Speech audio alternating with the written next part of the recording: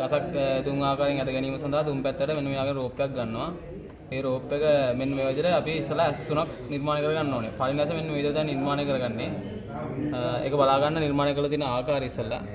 ඔන්න ඔය ආකාරයෙන් තමයි පළවෙනි ඇස නිර්මාණය කරගන්නේ. ඔන්න දෙවෙනි ඇස මෙන්න මේ ආකාරයෙන් තමයි අපි නැවත මේ පළවෙනි එකයි පළවෙනි ක්ලොස් වෙන විදිහට තමයි ඒ ඇස ඉතින් ස්ථානගත කරලා ඉතින් නිර්මාණය කරගන්නේ. ඔන්න තුන්වෙනි ඇස අපි නිර්මාණය කරන ආකාරය බලා ගන්න.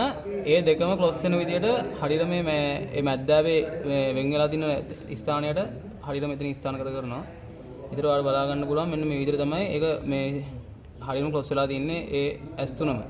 ඊට පස්සේ මුලින්ම මේ අපි ක්ලොස් කරපු S2 අර මැද ක්ලොස් වෙන තැන රෝප් එක මෙන්න ආකාරයට මේ අපි මේ මාරු කරලා මේ දෙවෙනි එකෙන් මාරු කරලා ඒක උඩට අදිනවා.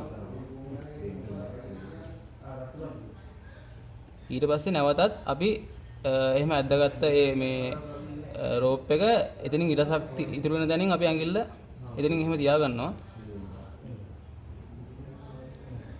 එහෙම තියාගෙන ඊට පස්සේ අපි මෙතනින් මේ නැවත අපේ මේ තුන් පැත්තටම මුලින්ම කිව්වේ මේක අදිනවා කියලා. ඒතර දැන් අපිට අදින පැති දෙකක් මේ නිර්මාණය වෙලා තින්නේ. දැන් තුන්වෙනි එක තමයි නිර්මාණය කරගන්න තින්නේ.